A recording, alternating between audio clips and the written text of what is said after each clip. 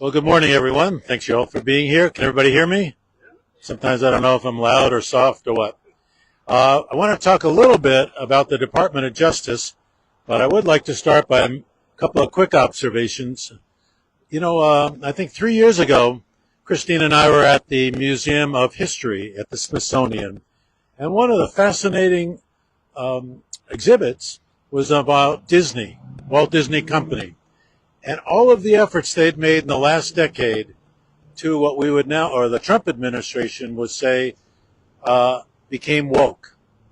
So basically spending money to redo exhibits or rides that were really racist, going back and really looking at the stereotypes that they had done so much work on for decades, and how to create stereotypes about roles of men and women, the role of gay and lesbians in our society, which did not exist in, let's say, the 1950s and 1960s, 70s, 80s, 90s, 2000 in Disney World, Disneyland, Disney Pictures.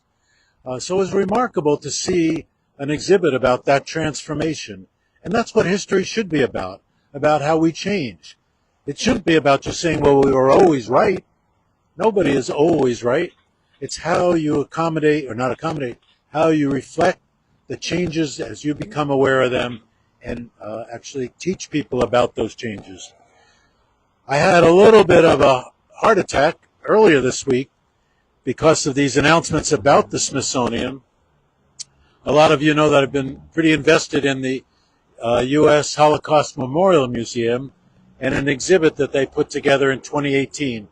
And this special exhibit, which initially was supposed to only run, I think, 3 years, is in the lower floor. I don't want to call it the basement because maybe there's a floor below that, but it's in the lower floor. And seemingly out of nowhere, well, one, we've been heartened that they've extended the term on having the exhibit. Some of that was because COVID and they felt not enough people got to see it. But I think it was also a testament to the importance of the exhibit itself. And then a week ago, an email went out that the exhibit was closing out of nowhere. So here we were thinking it's going to go on. And the statement was it's being closed for renovations. And it will reopen in, I think it's in April. So in February. So 6 months they're going to close to make changes. Now, the party line is, it's the HVAC system that needs changing. Now, I've never heard of an exhibit having to be closed because you're going to change out your air conditioning system or your heating system. I can understand that you need to close part of the museum for maybe a week if you want to make that change, but 6 months sounds a little on the extreme side. Oh, the exhibit, that's an interesting question.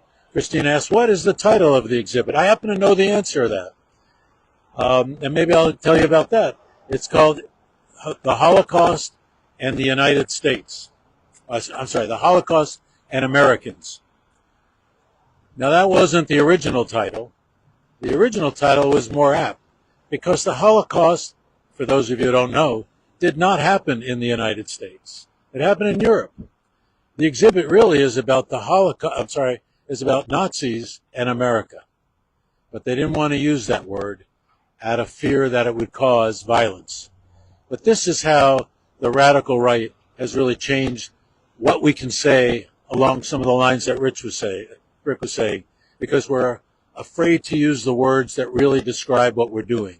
We need to sugarcoat only for personal safety or for the purposes of. So whether or not the museum contends it's all about mechanical changes, and a couple of the exhibits, they've gone a little bit worn from people touching them. But 6 months? Now, they say that there's be no editorial changes. Put on your calendar, February 2026. We'll see what changes are made. I also wanted to just say, if you're surprised by some of the things Rick's talking about, please read 1984. This is so much part of the totalitarian rule book of basically saying we're going to have to change culture and we're going to have to change our history And don't be surprised if we change it back and back and forth, because we have no commitment to selling things the way they happen, to having a commitment to telling things that help us control the people. One bright piece of information is regarding the administration's effort to take over the Kennedy Center for Performing Arts. A terrible thing that they've done, thrown all the Democrats off the board, because obviously Democrats would know nothing about culture. And right now they are saying Kennedy Center is losing performers left, right, and center. People are not willing to be there. And even their star-studded shows, very popular ones, groups that come back, ballet organizations from overseas, they're having trouble getting beyond 20% of the sales tickets sold, because people are just voting with their feet. But I don't want to say, I'm going to sit back and say everything's okay, because there is so much might, there is so much strength, there's so much power on the side of the radical right that they can overcome those things. And by the way, they really don't care about the Kennedy Center for Performing Arts. They care about bringing things like the Worldwide Wrestling Federation to our White House. That's what they're really about.